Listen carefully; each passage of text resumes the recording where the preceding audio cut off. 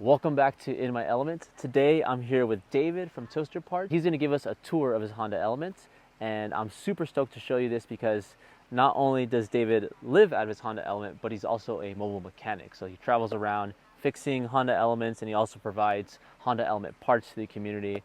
So he does a really awesome thing, so I'm super excited to share with you guys.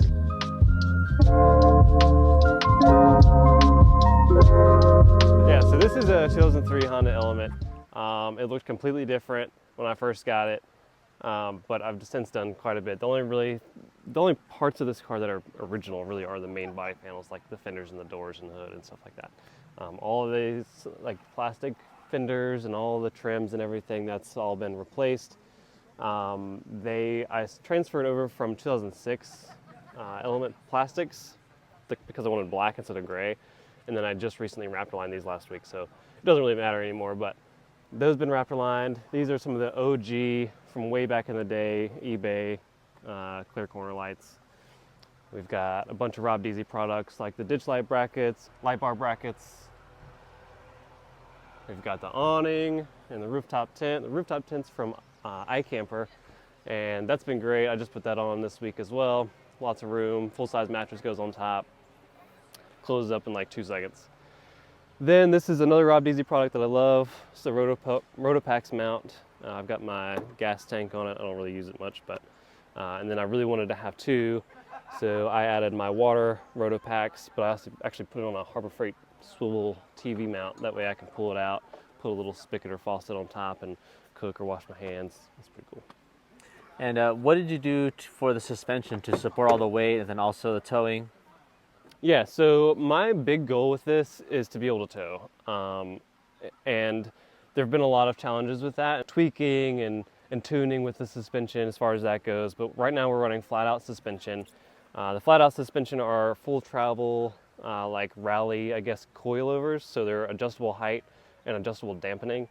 And in the rear I also have 700-pound rear springs. They do great. I've towed an Element before with my Element, like on a U-Haul trailer.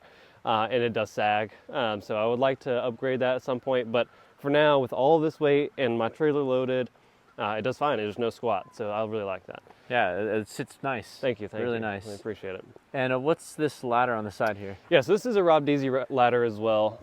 This is just his door ladder. You can get up to your rooftop tent, or if you have, like, let's say solar panels on the roof or boxes and you need a way to get up there. The way that you are supposed to climb this is put your foot here and here and here. I have big feet, so I ordered these little fold-out steps on the side, which I think are fantastic. These are sturdy. They're very, very sturdy. I think they're like marine steps or something on Amazon. Super simple, but they're all metal, and they fold in. And then it's all pre-slotted and drilled for a Rotopax mount there as well, if you'd like to go that route. Yeah. Can we take a look inside the camper? Yeah, absolutely. Let's do it. We can just use this ladder. Let me open it up.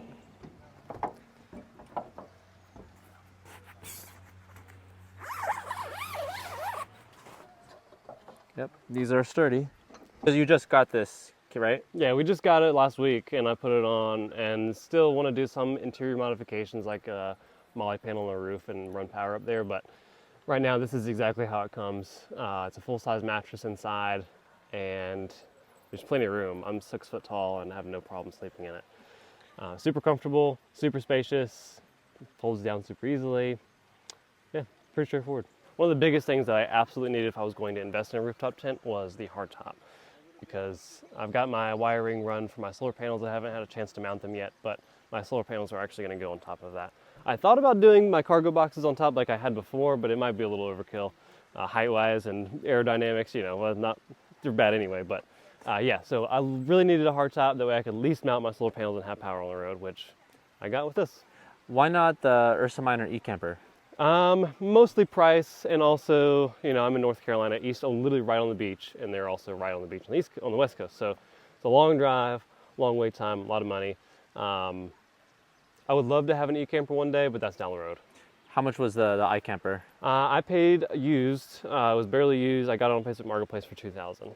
Oh wow, that's a big price. It's a big difference. Yeah, definitely. Yeah. You know, we didn't mention it all, but you're living in this thing, right? Yeah, I live out of it probably about half the year. So okay.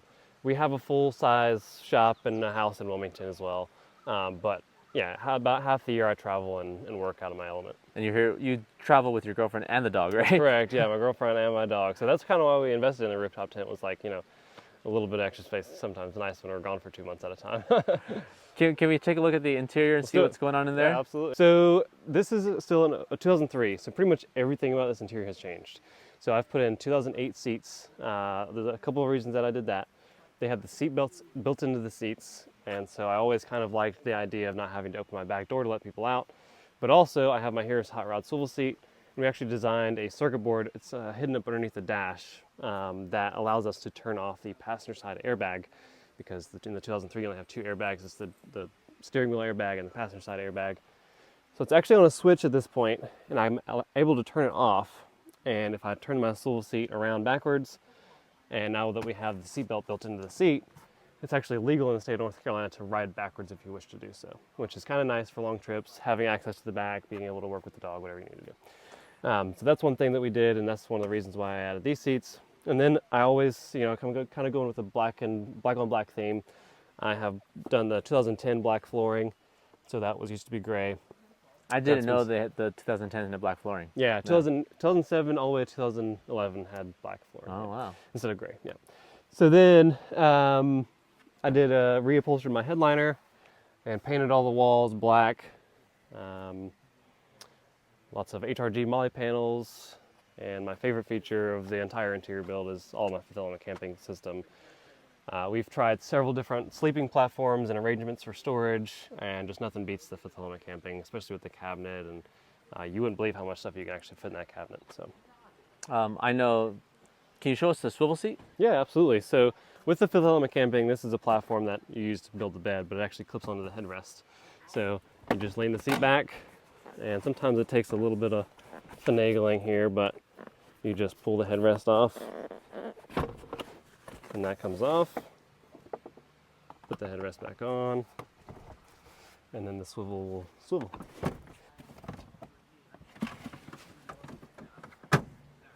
Nice. Seats are a little messy, but It's all they work good. great. I love to sit on the side of a mountain and just eat lunch and sit like this. Yeah, I love my swivel seats. It's probably the best thing I've done to my It is element. such a underrated mod. I mean, they're just, if you haven't had one, you got to get one. Do you have them on both sides? I just have the passenger side, yeah. Okay, cool. Just the passenger side, yeah. Eventually I'd like to get one for the driver's side. I'm gonna hop in here. So Go what's for it. going on in the interior?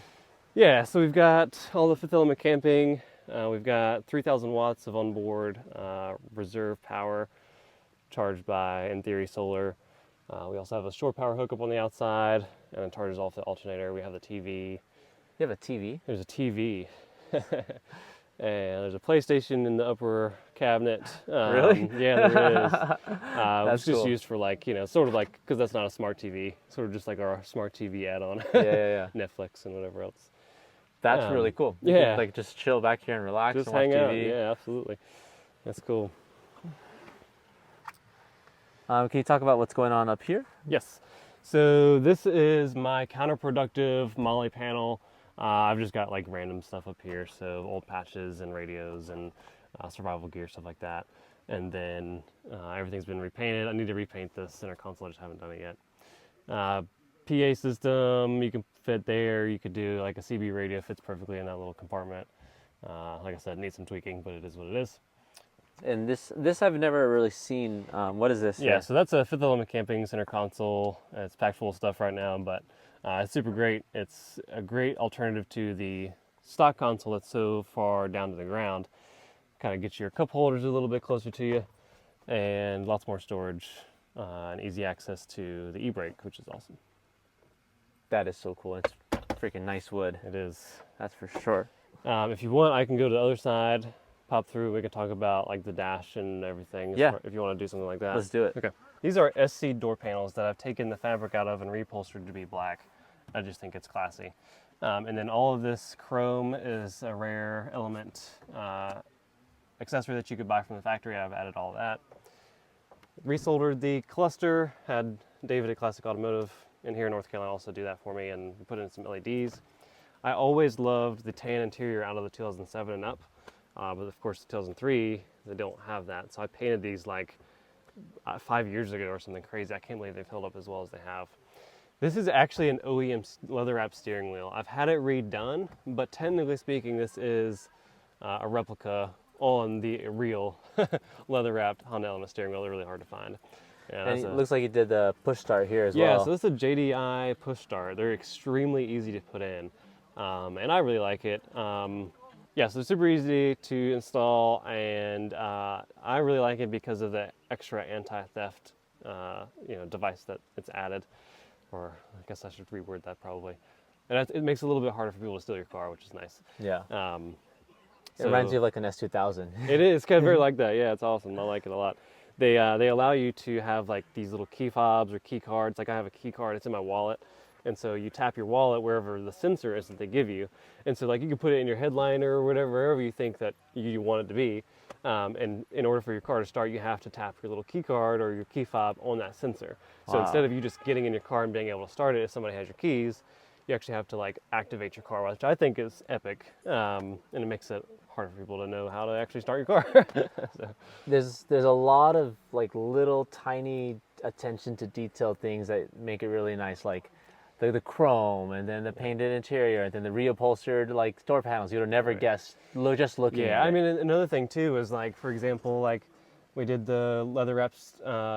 This is an OEM leather wrap shift knob. These are AC knobs out of a 2010 because they're all black. I mean, it's just random stuff. So yeah, a lot of weird stuff. You are a true Honda Element nerd. I love it. Thanks, man. Appreciate it. What's under the hood? All right, so under the hood, it's super messy, so I'll just talk about it. But I have about 400,000. I have over 400,000 miles on my Element. Wow. When I got it, I had like 70,000 miles, so I've put a lot of miles on it. But right about 400,000 miles, the motor was the last thing that I needed to do that was not original. Like I had changed the transmission, all this stuff out of basically preventative maintenance. So I was actually getting ready to come out to California last year, and I was like, well, I'll just put in a new motor just to be 100% solid and know that it's good before my big trip. So I did. I imported a K24A motor out of Japan and had it shipped here on the East Coast, went and picked it up, and I put it in my motor. I did a lot of different preventative things to make sure that it was good before I bought it, like compression test, pulled the valve cover off, looked at everything, make sure it was fine. Put it in, it actually burns oil. So it's actually worse off than my original motor, funny enough, and it only has like 20,000 miles on it. So that's something to kind of keep in mind when importing a motor. You got to be kind of careful. But other than that, it does have a little bit of, I guess maybe not more power, but it's a newer motor. It's got an engine cold air intake. Do you want to pop the hood? Yeah. I know it's messy, but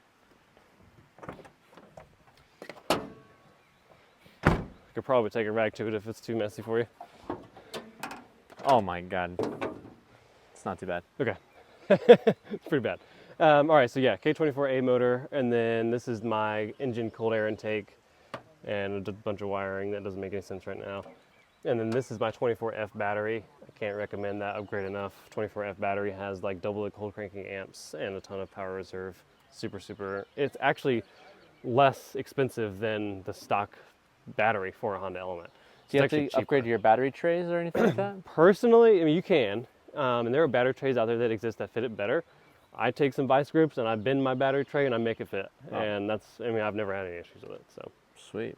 And I also have a transmission cooler as well, because this is an automatic and I tow heavy loads.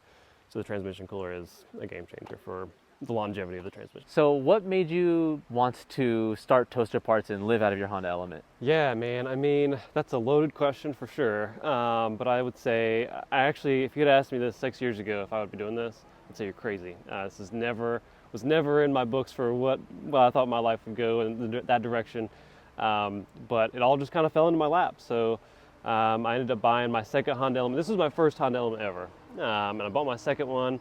It was an all-wheel drive manual, and it was super rusty. So I ended up having to part it out, sadly, and was able to find the community through that and find the needs of the community needing parts. And it all kind of just spiraled out of control from there. So what was the impetus for the decision to like go and live on the road and decide to like? Yeah, so when I would sell parts to people, I would send and ship parts to people, and then sometimes I would ship parts to, like, let's say here in North Carolina or the next state over, like Tennessee. The prime example of this is I have a customer in Tennessee who would order from me, get parts from me and whatever else, so he was always like, well, how don't you just bring me these parts, because they'd be pretty large quantities at a time, and how about you just install them for me? And so I would go out there occasionally, once or twice a year, and install a bunch of parts on his element. They kept telling me the same thing, like, you need to start offering this as a service. People really could use, you know, somebody on the East Coast to do Honda element stuff. And so I kind of did. I started going, you know, here and there around North Carolina at first, and then started kind of branching out. And now we've been all over the country, and it's been a really great time. So I love it. It's, like I said, I would never thought I'd been doing it, but here we are. So do you keep all of your parts not in the back of the trailer, or? Yeah, so actually right now we're kind of gearing away from the trailer. So we used the trailer for about 1.5 years. I had basically an entire like shop in the trailer. Like I could do a motor swap out of my trailer. I could do everything out of there. I mean, we had toolboxes and every tool you could ever imagine in that trailer.